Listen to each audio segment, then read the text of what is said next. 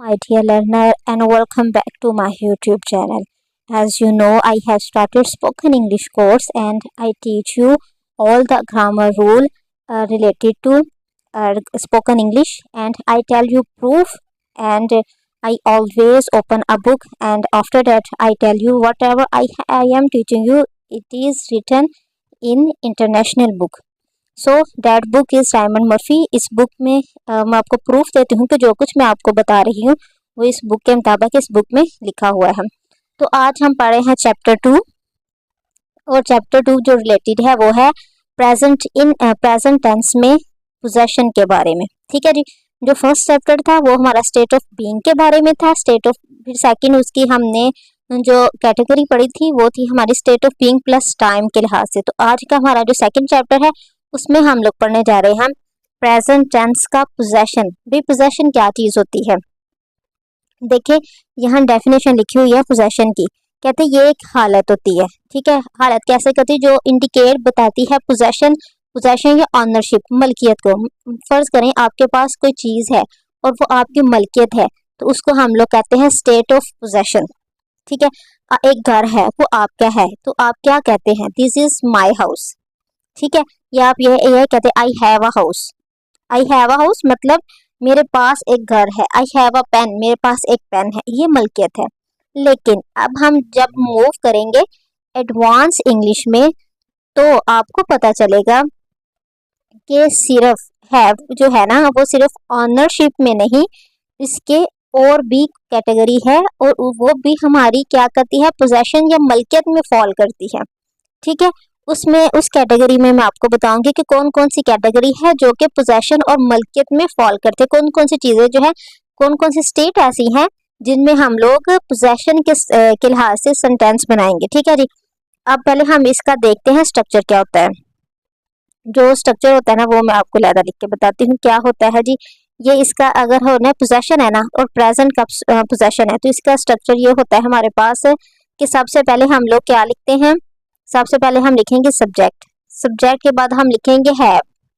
ठीक है, अब आपको एक बात बताऊं, इसमें हैज नहीं आता. जो हैव है ना, अगर पोजेशन के लिए है तो हैव ही आएगा, चाहे he she it was, he she it है, दे है या देयर है. तो उसके लिहाज से हम सब्जेक्ट के लिहाज से इसको चेंज नहीं करेंगे कि अगर शी हैज अ बुक नहीं आएगा, शी हैव अ बुक ही आएगा.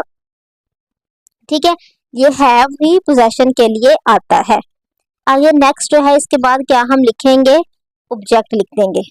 अब आप कहेंगे कि फिर इसमें वो कहाँ गया? इज आर एम वॉज वर.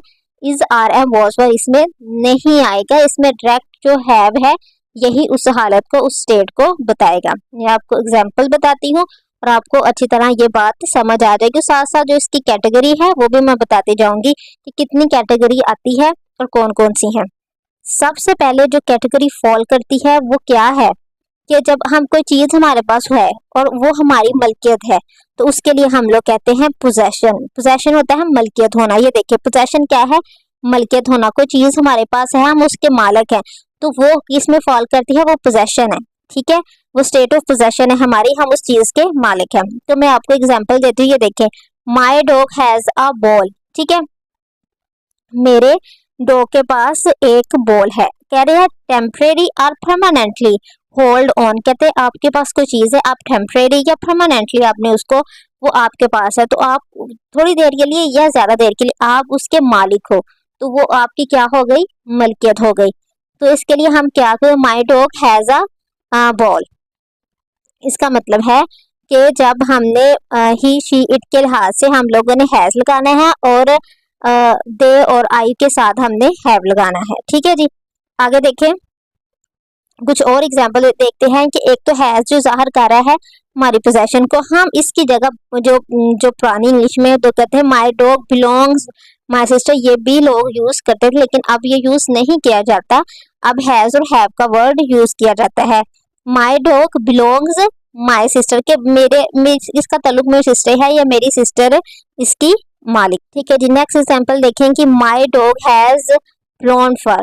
कहते हैं कि मेरा डॉग मालिक है किसके? ब्लॉन्ड फर है, उसके बाल है इसके. अगर आप ये करें कि my sister has black hair, my sister has black hair. ठीक है जी, तो वो क्या है, वो ब्लैक हेयर की मालिक है, ब्लैक हेयर की वो उसकी मलकियत है। ठीक है जी, इस तरह के सेंटेंसेस ये क्या है, स्टेट ऑफ पोजेशन क्या है, इसमें हैज और हैव का वर्ड यूज होता है। अब हम मूव करते हैं नेक्स्ट कैटेगरी में। नेक्स्ट कैटेगरी में कौन सी ऐसी कैटेगरी है जो आती है इसमें, वो भी इसमें आती है स्टेट ऑफ पोजेशन। एक तो ये है कि हमारे पास कोई चीज है तो वो स्टेट ऑफ पोजेशन, दूसरा कहते हैं हम कोई चीज एक्सपीरियंस कर रहे होते हैं ना, वो भी हमारी क्या होती है, मलकियत होती है। फॉर एग्जाम्पल कि अभी बारिश हो रही है, हम रेन को इंजॉय कर रहे हैं।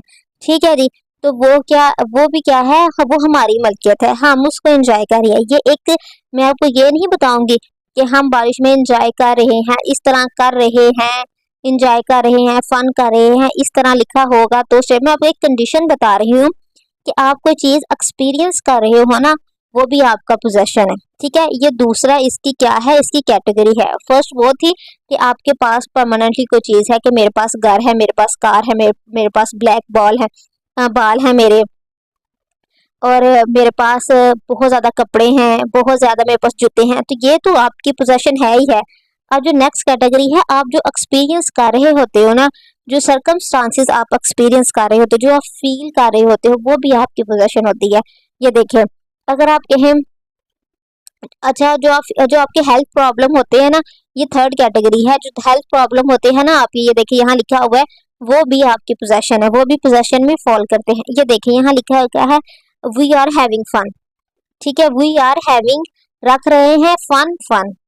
ठीक है, इसमें जब हम किसी चीज किसी टाइम पीरियड को एक्सपीरियंस कर रहे हैं, किसी सिचुएशन को एक्सपीरियंस कर रहे हैं, किसी सर्कमस्टांसेस को एक्सपीरियंस कर रहे हैं, तो उसके लिए हमने हैविंग यूज करना है कि अभी हम कर रहे हैं, उस वक्त कर रहे हैं, तो उसका आईएनजी फॉर्म में लिखेंगे तो हैविंग हैविंग आ जाएगा। ठीक है जी, तो उसके साथ इजारा वाजवर आ जाएगा कंटिन्यूटी में जाहिर करने के लिए उसको। ठीक है जी, ये देखें, वी आर हैविंग फन, हम इंजॉय कर रहे हैं। अगर वी आर हैविंग ट्रबल, हम मतलब डिफिकल्टी फेस कर रहे हैं इस टाइम। अगर आप कहीं फंस गए हो, आप फोन कर तो आप कहेंगे वी आर हैविंग ट्रबल, कि हम मुश्किलात का सामना है, हम मुश्किलात हम फेस कर रहे हैं। तो अगर आप बहुत खुश, आप कहीं पार्टी पे गए हो, तो आप क्या, we are having fun, we are having party, कि हम इस वक्त एक पार्टी इंजॉय कर रहे हैं।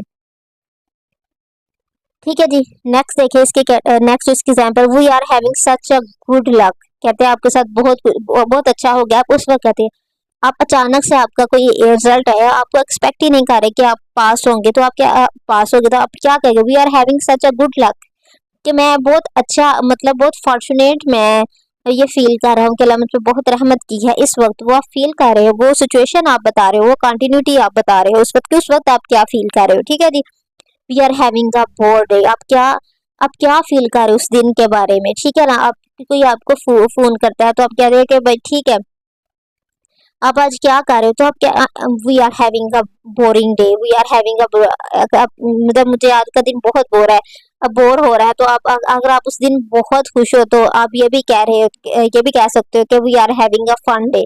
ठीक है जी, अगर आप ये देखें, ये भी हो गया। अगर ये देखें, एक और मिसाल है, we are having a drought, कहते हैं कि अगर आपके मुल्क में कोई कहत आ गया है, ये एक सिचुएशन है जो हम सब फील कर रहे हैं, उससे हम सब सामना कर रहे हैं, तो उसके लिए क्या आएगा, we are having a drought, we are having a bad weather. ठीक है जी, हम क्या फील कर रहे हैं, एक बैड वेदर, एक बुरा मौसम जो है वो हम एक्सपीरियंस कर रहे हैं, we are having a drought. ठीक है, ये हम लोग एक्सपीरियंस कर रहे हैं।